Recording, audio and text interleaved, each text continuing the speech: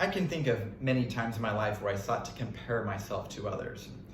Growing up, the most natural person was my brother. We both played soccer, and so when he scored a goal, I could not be happy for him unless I scored one also. We both collected baseball cards, and if he got a good card, I could not be happy for him unless I had a better one. I even remember how this mentality drifted into my faith. There was a guy I was helping to read the Bible, and he really got into it.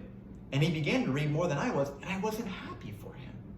You see, the danger with pride is it's not good enough that we're successful or good at something, but we have to be more successful than someone, or we have to be better than someone. It's never satisfied.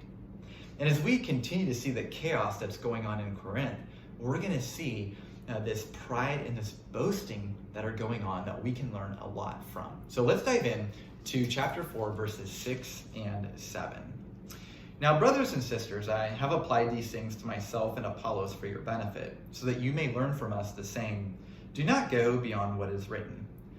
Then you will not be puffed up in being a follower of one over against another. For who makes you different from anyone else? What do you have that you did not receive? And if you did receive it, why do you boast as if you did not? As if it wouldn't have been bad enough that they had pride or they were boasting in themselves, there are different entities within this church that are boasting in different church leaders. And this has become the source for all sorts of cliques, division, and disunity. And Paul is cautioning their boasting by reminding them that much of their criteria, which they are assessing leaders, is superficial things apart from the heart. And Paul is saying this produces an inferior conclusion.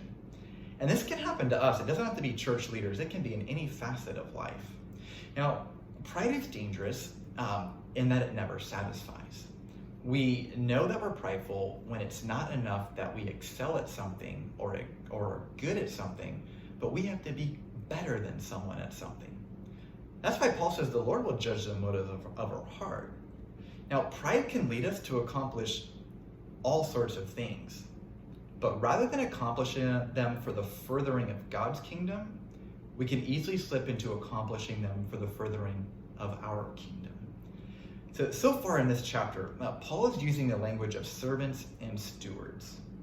Any gifts or abilities that we have been given to us. Now, it's not as if we own these gifts, is what Paul is saying. So we've been trusted with these gifts for our short time here on earth. Pride causes us to see ourselves as owners rather than stewards. And so instead, let us join Paul's example by laboring tirelessly as stewards whose motives will be judged. So let me ask you these couple questions. What is an area that you feel prideful or superior in? And second, how will you go about shifting your perspective from seeing yourself as an owner to seeing yourself as a steward?